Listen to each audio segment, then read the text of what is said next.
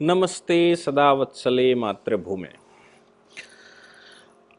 बहुत सारे लोगों ने अपने को मेल किया और उस मेल में उन्होंने आग्रह किया कि जो यूनाइटेड स्टेट्स ने यानी कि अमेरिका ने जो रिपोर्ट एक लगाई है भारत के विषय में, भारत की रिलीजियस फ्रीडम के विषय में, उस पर चर्चा करनी चाहिए। मैं कहता हूं कि उस पर चर्चा ज़रूर होनी चाहिए और भारतवासियों को अमेरिका का जो इंटेंशन है वो पता लगना चाहिए और उनके पीछे की जो लॉजिक्स हैं वो पता लगने चाहिए। जहाँ तक मैं समझ पा रहा हूँ कि दो रिपोर्टों को एक साथ पढ़ना चाहिए। एक तो रिपोर्ट जो है वो United states commission for international religious freedom की रिपोर्ट और दूसरा उनकी ट्रेजरी की रिपोर्ट, जो उनका ट्रेजरी कमीशन बैठता है उसकी रिपोर्ट। उनकी ट्रेजरी ने भी भारत की करेंसी को वॉच करने की लिस्ट में रखा है कि भारत की करेंसी, भारत की जो इकोनॉमिक मैटर्स हैं उनको वॉच किया जाए। दूसरी तरफ वो जब ये इस पर चर्चा करते हैं रिलीजियस फ्रीडम को लेकर, तो भारत पर बहुत सारे प्रश्न खड़े करते हैं कि वो भारत पर ही नहीं प्रश्न खड़े करते हैं। 10 मेन स्ट्रीम के 10 मेन कंट्रीज जहां इंटॉलरेंस की बात करते हैं और 4 रशिया समेत, रशिया और भारत उसमें रखा हुआ है, 4 ऐसे कंट्रियों में रिलीजियस फ्रीडम की बात करते हैं कि यहां पर रिलीजियस फ्रीडम बड़ी क्रिटिकल सिचुएशन में है। दोनों को इकट्ठा अगर हम करेंगे तो अपनी आसानी से समझ में आएगी। इससे पहले मैं आपको भारत में 1941 की जो जनगणना है उस जनगणना के अनुसार रिलीजियस सिचुएशन आपको बताऊंगा। अगर हम वो 1941 की जनगणना की रिलीजियस सिचुएशन समझ गए तो फिर अपनी समझ में आएगा कि जो ब्रिटेन किसी समय कर रहा था, क्या अमेरिका उसी रास्ते पर चल पड़ा है? क्या ब्रिटेन को अमेरिका अब रिप्लेस करना चाहता है या मैं ये कहूं कि बहुत हद तक कर चुका है और अब केवल वो बाकी रह गया है जो 1857 में ब्रिटेन ने डिक्लेयर किया था, जबकि 1757 में भारत पर पूर्ण रूप से कब्जा ब्रिटेन कर चुका था और 1757 से लेकर और 1857 100 वर्ष तक लगभग ये ऐसे ही चलता रहा और फिर बाद में उसने 1857 में ये डिक्लेयर किया। क्या वैसा करने की कोशिश कर रहा है या उसको लगने लगा है कि उसने विश्व के मोस्टली कंट्रियों पर अपना प्रभुत्व बना लिया है, इसलिए उसको इस तरह की रिपोर्टें लिखने का अधिकार है, या फिर वो पाइपलाइन में है कि आगे भविष्य में वो फेट तय करना चाहते हैं, इन कंट्री में डिस्टर्बेंस करना चाहते हैं। 1941 की जो जनगणना है, आपको याद होगा कि 1871 में जनगणना शुरू हुई, 1881 में विधिवत रूप से पहली जनगणना आई थी और उसके बाद हमने वो कंटिन्यू रखा स्वतंत्रता से पहले 1941 की जनगणना और उसके बाद 1951-52 में हमने जनगणना की और तब से लेकर अब तक जनगणना चली आ रही। अभी 2021 की जनगणना चल रही है। 1941 की जनगणना में ये मैं authenticated document of white paper उस समय के मिनिस्ट्री ऑफ होम अफेयर्स यानी कि सरदार वल्लभ भाई पटेल की मिनिस्ट्री ने भारत उनको कैसा मिला था, रियासतों की सिचुएशन क्या थी, रिलीजियस सिचुएशन थी, कानूनों की सिचुएशन क्या थी और उसके अतिरिक्त फोर्स की सिचुएशन क्या थी, इंटरनल सिक्योरिटी की सिचुएशन क्या थी, फॉरेन अफेयर्स की सिचुएशन क्या थी, इन सबके विषय में व्हाइट पेपर में उन्होंने पब्लिश किया है। 2 व्हाइट पेपर पब्लिश हुए थे, सेकंड वाला व्हाइट पेपर फाइनल था। व्हाइट पेपर में भारत सरकार ने उस समय बताया कि आज़ादी से पहले 1941 की जनगणना के अनुसार भारत की जो प्रिंसली स्टेट्स हैं और भारत की जो आबादी है उसमें जो डेमोग्राफी है, सुनकर आपको बड़ा ताज्जुब होगा, वो डेमोग्राफी बताते हैं कि 46% भारत में क्रिश्चियन है। फिर से बताता हूं मैं, 1941 की जनगणना के अनुसार व्हाइट पेपर यह बता रहा है कि भारत में 46% प्रिंसली स्टेट्स में क्रिश्चियन है, 13% मुसलमान हैं और 46 और 13 अगर दोनों को आप मिला लोगे तो अप्रॉक्स 60% यानी कि 60% भारत में नॉन हिंदूज रहते हैं और जो बाकी के 41% बचे उनमें वो बाइफर्गेशन करके सिख बताते हैं कि यहाँ सिख हैं, यहाँ जैन हैं, यहाँ बौद्ध हैं, यहाँ लिंगायत हैं, यहाँ पसायत हैं और ब्राह्मण हैं, क्षत्रिय हैं, वैश्य हैं। ऐसे वो बाइफर्गेट करते हैं और बताते हैं हिंदुस्तान में कोई अस्तित्व लोगों का नहीं है। सच भी कहते हैं वो, क्योंकि भारत में ये जो जाति व्यवस्था है, ये जाति व्यवस्था भारत को हमेशा से तोड़ती रही है। हमेशा से तो नहीं कहूँगा, लेकिन मुसलमानों के आने के बाद जाति व्यवस्था जो हमारे यहाँ कभी स्ट्रेंथ हुआ करती थी, उस स्ट्रेंथ को ही उन्होंने चरमराया और बनाने के बाद वो ढकोल संख बन गया और बाद में समस्याएं खड़ी करने लगा। 46% क्रिश्चियन की बात वो करते हैं, लेकिन जब 1951-52 की जनगणना होती है तो वो 46% नहीं आता। अभी जो जनगणना चल रही है वो क्रिश्चियंस की आबादी 2 से 5% के बीच में बताते हैं, वो भी क्रिप्टो क्रिश्चियंस। तो वो क्या था जिनको वो ये 46% कहते थे? एक्चुअली अंग्रेजों ने भारत में मिशनरी एजुकेशन शुरू की थी, और मिशनरी एजुकेशन शुरू इसलिए की थी ताकि उनको अपने माकूल लोग तैयार मिल सकें। और उन मिशनरी एजुकेशन में जिनको पढ़ाया जाता था, आज भी वो कॉन्वेंट सिस्टम चलता है, मिशनरी स्कूल चलते हैं। आप ये अगर आंकड़ा लगाओगे तो हिंदुस्तान में सबसे बड़ी लैंड अगर आज भी किसी के पास है तो मिशनरियों के पास है।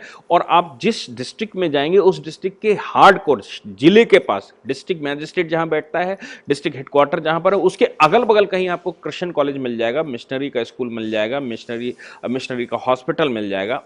ये सब अंग्रेजों ने बनाया था मिशनरीज के लिए।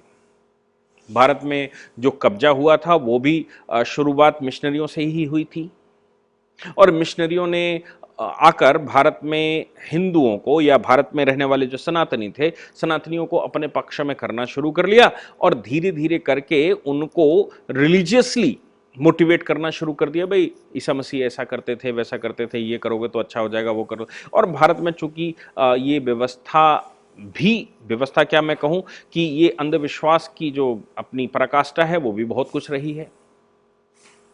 तो फिर ऐसी सिचुएशन में उन्होंने मिशनरी के स्कूल खोले, मिशनरी के स्कूलों में पढ़ाना शुरू किया। मिशनरी के स्कूलों में जब लोगों ने एडमिशन लेना बंद कर दिया या एडमिशन नहीं लिए, तो फिर ऐसी सिचुएशन में राजा राम मोहन रॉय, जिनको भारतीय रिनेसेंस का जनक कहा जाता है, राजा राम मोहन रॉय जैसे लोगों को यहाँ से ले जाया गया। वो कंपनी के एम्प्लॉय थे, उनको ले जाकर इंग्लैंड में पढ़ाया गया, 2 वर्ष तक उनकी ट्रेनिंग की गई, फिर उनको राजा की उपाधि दी गई, और राजा की उपाधि देने के बाद उनको फिर से वापस लाया गया, और उनको ये प्रमोट किया गया कि सती प्रथा भारत में है, बाल विवाह भारत में है, और इसको हम रोकेंगे, और ये रोक रहे हैं, और अंग्रेज उनको दे रहा है। बिल्कुल वैसे ही जैसे आज केजरीवाल को कोई मैग्सेसे से पुरस्कार देके ऊपर उठा दीजिए और फिर उसको देश की राजनीति में उतर दीजिए, वैसे ही उस समय राजा राम मोहन रॉय को इस तरह के बहुत सारी उपाधियां दी गई थी, और उपाधियां देकर उनको नेशनल हीरो बनाने की कोशिश की गई थी। सती प्रथा भारत में कभी नहीं थी।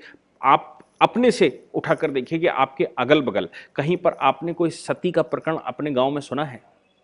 हिंदुस्तान में 1-2 प्रकरण अगर इतने बड़े देश में होता था, और उस समय का हिंदुस्तान का मतलब, उस समय के हिंदुस्तान का मतलब होता था कि आधा अफगानिस्तान साथ में, पूरा पाकिस्तान साथ में, हिंदुस्तान तो था ही, इधर म्यांमार साथ में पूरा था। ये बृहत्तर भारत था। अंग्रेजों की बात कर रहा हूं। ये बात 1822, 23, 24 की है, जब मिशनरी एजुकेशन शुरू की गई। राजा राम मोहन रॉय ने को हीरो बना दिया गया। उन्होंने मिशनरी के स्कूलों में एडमिशन करवाने की परंपराएं शुरू की, आह्वान किया कि भाई आपको कुछ आगे बढ़ना है तो मिशनरी के स्कूलों में पढ़िए। और अब मिशनरी के स्कूल जितने भी देखेंगे वो 1822, 24, 26, 28, 1860, 1865, 1855, इस तरफ आपको ये सारे क्रिश्चियन कॉलेजेस की उद्गम देख लीजिए। 150 वर्ष से पौने 200 वर्ष का टाइम हुआ होगा जिस समय ये सारे स्कूलों का उद्गम हुआ। आपको पता लग जाएगा, आप किसी भी स्कूल में जाकर पता कर सकते हैं कि वो कब खुला। बड़ा प्रचार किया गया। 1860 से फुल फ्लैश ये चालू हो गया था। ये बात आचार्य दयानंद सरस्वती को, जिनको महर्षि दयानंद सरस्वती भी लोग कहते हैं, महर्षि दयानंद सरस्वती को 1875 में समझ में आ चुकी थी। इसलिए उन्होंने एंग्लो वैदिक विद्यालय खोलने की ठान ली थी, और वो वैदिक एजुकेशन की तरफ बढ़ लिए थे, क्योंकि उन्होंने आह्वान करना शुरू कर दिया, वेदों की तरफ लौटो। कहां से लौटो भाई वेदों की तरफ? अगर वेद हम लगातार पढ़ रहे हैं तो वेदों की तरफ लौटो क्यों? लौटो इसलिए क्योंकि मिशनरी स्कूलों में एडमिशन हो चुके हैं, बच्चा मिशनरियों में जा चुका है, अब उसको वेदों की तरफ लाना पड़ेगा और उसको एंग्लो वैदिक विद्यालयों में पढ़ाना पड़ेगा, तब उसको राष्ट्र समझ में आएगा। यही बात, इसको सिद्ध करने के लिए स्वामी विवेकानंद जी जब बाहर निकले तो केशव चंद्र सेन उसके चक्कर में फंस गए।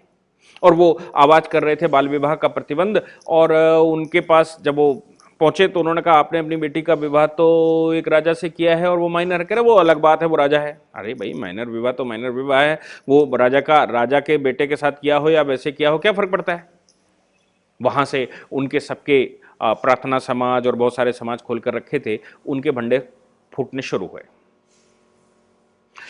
फाइनली जिस समय 1905 का मूवमेंट शुरू हुआ, उस समय महर्षि अरविंद, जिनको अरविंद घोष कहते थे, बाल गंगाधर तिलक के नेतृत्व में आंदोलन चल रहा था और महर्षि अरविंद ने पोल खोल दी। उन्होंने कहा ये मिशनरी एजुकेशन ही भारत की सबसे बड़ी समस्या है और ये भारत में गुलाम पैदा करना चाहते हैं। भारत की जो विशिष्ट शिक्षा है, भारत की जो मानसिक शिक्षा है, उसको दूर करके अभी इस रास्ते पर ले जाना चाहते हैं।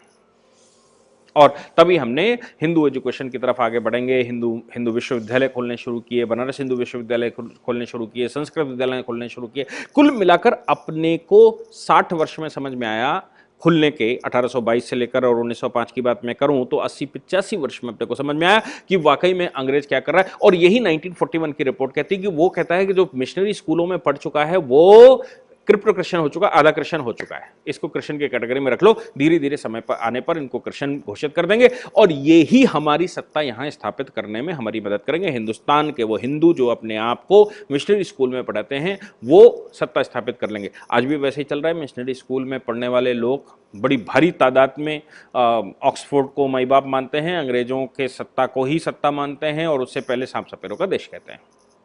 खैर, बाइडेन की प्रशासन ने जब ये कहा कि रिलीजियस फ्रीडम भारत में पार्टिकुलर कंसर्न का, country for the particular concern है और भारत में ये समस्या चल रही है, यस बिल्कुल सही उन्होंने कहा।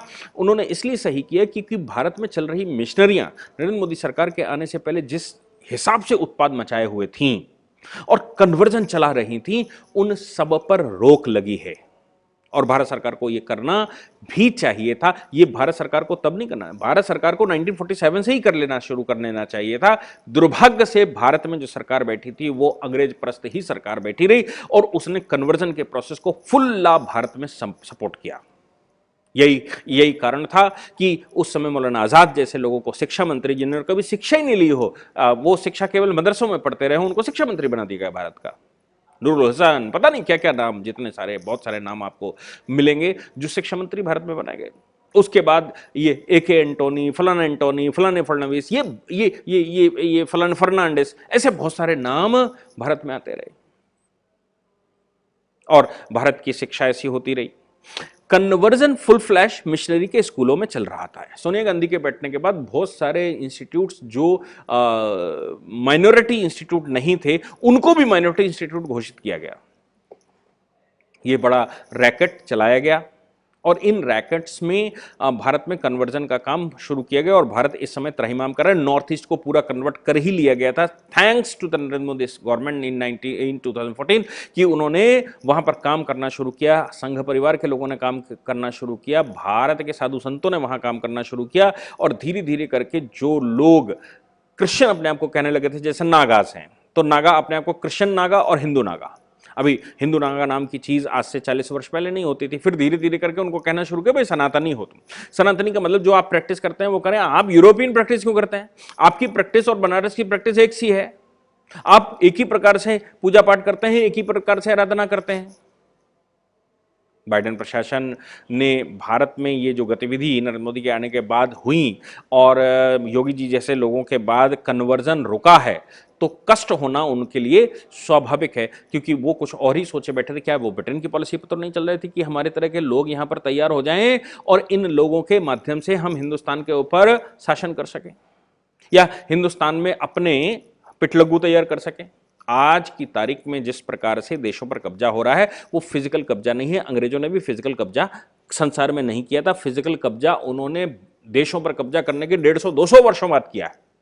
पहले उन्होंने क्या किया? पहले मिशनरी एजुकेशन भेजी, फिर कंपनियां पीछे से भेजी, फिर व्यापारी ग्रुप भेजे, फिर अपने लोग तैयार करने शुरू करे, अपने मन के लोग तैयार करने शुरू करे और फिर उन्होंने अपनी सिक्योरिटी, पर्सनल सिक्योरिटी करनी शुरू की और फिर धीरे धीरे करके राजा रजवाड़ों को लड़ाना भिड़ाना और बाद में कब्जा कर लेना। ये अंग्रेजों की पॉलिसी थी, लेकिन इस पॉलिसी में 1600 में अंग्रेज भारत में आया था और 1857 में उसने डिक्लेयर किया था। कितने साल हो गए? 350 सालों में उसने भारत 350 साल उसको लगे भारत पर कब्जा करने के लिए। शुक्र हो यूएनओ का और वर्ल्ड वार का कि first world war second world war हुआ और स्टालिन जैसे लोग अड़ गए जिन्होंने कहा कि इंपीरियलिज्म जब तक खत्म नहीं होगा संसार से तब तक इस यूएनओ का कोई मतलब नहीं होता। लेकिन क्या अमेरिका उस पॉलिसी पर चल चुका है? अमेरिका ने पूरे संसार के लगभग सभी कंट्री में अपने बेस बना रखे हैं, हिंदुस्तान को छोड़कर। क्वाड्रिलेटरल में सोनिया गांधी सरकार क्वाड्रिलेटरल बना गई थी, क्वाड्रिलेटरल को कंटिन्यू किया गया। चाइना के विरुद्ध हमको आवश्यकता भी थी, इसलिए उसको कंटिन्यू भी किया गया।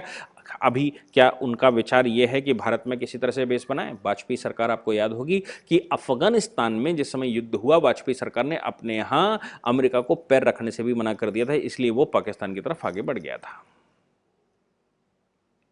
बाइडेन प्रशासन दूसरी तरफ भारत में एपिडेमिक की सिचुएशन को खूब पब्लिसाइज किया जा रहा है। अरे भैया 140-130 करोड़ के लोगों में अगर आपको 1 लाख केस मिलते हैं तो कोई बहुत बड़ा इश्यू नहीं है। आप कंपेयर करते हैं उन लोगों से, अमेरिका से, जिसमें 25 करोड़ लोग रहते हैं, 30 करोड़ लोग रहते हैं। उन 30 करोड़ में 1 लाख केस मिलना और यहां 150 करोड़ में 1 लाख केस मिलना, भाई वो हमसे 5 गुना ज्यादा, 6 गुना ज्यादा उनके यहां केस रेट है, हमसे 6 गुना ज्यादा। इन परसेंटेज आप निकालिए भारत की सिचुएशन, जबकि वो अपने आप को डेवलप्ड कंट्री कहते हैं, मेडिकल फैसिलिटी का संसार में कंट्री कहते हैं। हमारे पास मेडिकल फैसिलिटीज नहीं है, फिर भी भारत बचा हुआ है।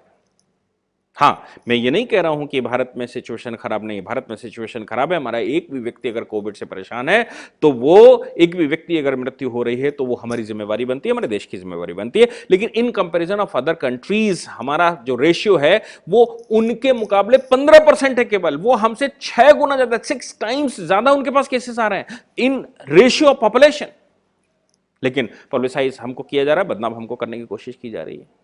दूसरा कि बाइडेन प्रशासन को हमारी ट्रेजरी के ऊपर, हमारे रुपए के ऊपर एक वॉचडॉग क्यों बैठाने की जरूरत पड़ गई? इतनी सब कुछ एपिडेमिक सिचुएशन है भारत में, जितना वो डिस्टर्बेंस कर सकते हैं उतना डिस्टर्बेंस किए हुए हैं, भारत को बहुत बहुत चारों ओर से घेरे हुए हैं, फिर भी भारत की इकोनॉमी ग्रो कैसे कर रही है, यह अमेरिका की सबसे बड़ी समस्या है आज की तारीख में। वो कैसे अनुमान लगा रहे हैं कि भारत में कैसे ग्रो कर रही है? उसका मुख्य कारण है भारत का एक्सपोर्ट का बढ़ना और भारत में इंपोर्ट की डिपेंडेबिलिटी को कम करना।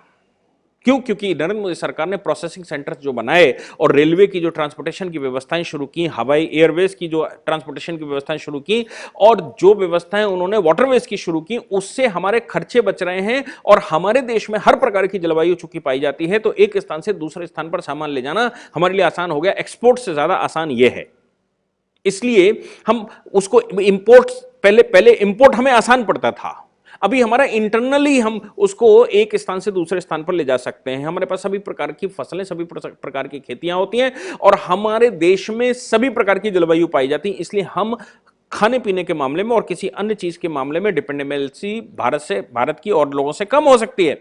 लेकिन हम केवल कच्चा तेल आयात करते हैं, यह हमारी एक डिपेंडेबिलिटी फिक्स्ड है। उसके लिए भी नेचुरल गैस और ये वो बहुत कुछ प्रयास भारत में चल रहे हैं, तो ग्रो होना स्वाभाविक है। चाइना के ऊपर जिस प्रकार से हमने बैन लगाए हैं गलवान के टाइम पर, उससे भारत की इंडस्ट्री का नया स्वरूप सामने आया है। अमेरिका को यह हदप्रद लगता है कि भारत का रुपया पाकिस्तान जितना क्यों नहीं गिरा। पाकिस्तान का रुपया इस समय 153 रुपए का है, $1 153 रुपए का है, भारत में वो 75 रुपए का है।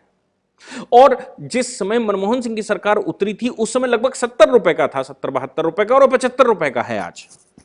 वो उनकी उम्मीदों पर इतना खरे हम क्यों नहीं उतरे? क्योंकि वो सोच रहे होंगे कि कितनी तेजी से भारत गिरेगा। भारत खोखला हो चुका था 2014 में, ये खोखला भारत क्यों नहीं गिर रहा है, इसलिए वो भारत की करेंसी पर वॉच करना चाहते हैं। भारत में आखिर ऐसा क्या चल रहा है कि भारत इतनी तेजी से ग्रो कर रहा है।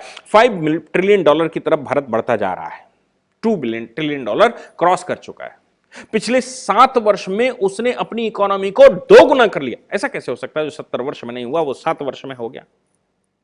इसलिए अमेरिका की जो ये रिपोर्ट है वो हवाला भले ही CAA का दें, लेकिन हकीकत यह है कि जो क्रिश्चियन कन्वर्जन था उस पर बहुत बड़ा रोक लगा है, और जो मुस्लिम अपीसमेंट की पॉलिसी भारत में थी, उनको विचार था कि मुस्लिम अपीसमेंट यहां तक भारत को ले जाएगा कि भारत गृह युद्ध की तरफ चला जाएगा, और जैसे ही भारत गृह युद्ध की तरफ जाएगा तो भारत को एक्सटर्नल मदद की जरूरत पड़ेगी, बिल्कुल वैसे ही जैसे राजाओं को अंग्रेजों की जरूरत पड़ी थी और बाद में सब्सिडरी फोर्सेस दे देकर उन्होंने उन राजाओं पर कब्जा कर लिया था। जैसे ये यूएस आज भी कर रहा है, अफगानिस्तान देख लीजिए, इराक देख लीजिए, सऊदी अरबिया देख लीजिए, यूएई देख लीजिए, बहुत सारे कंट्रियों में आज भी वो इसी प्रकार के इंटरवेंशन कर रहे हैं।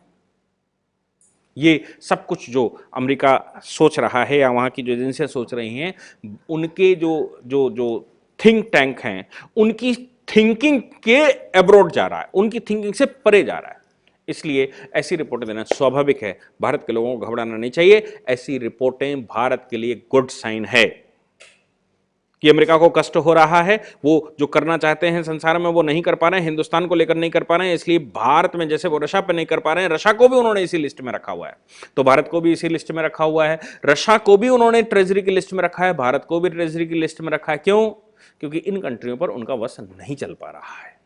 नरेंद्र मोदी सरकार के आने के बाद तो वो बिल्कुल असहाय सा महसूस कर रहे हैं, इसलिए उनको इसमें कुछ करते नहीं बन रहा है। यही कारण है कि उनकी जो रिपोर्टें इस तरह की आ रही हैं वो आना स्वाभाविक है। वॉच करिए, देखिए, आपको समझ में आएगा। बहुत बहुत धन्यवाद।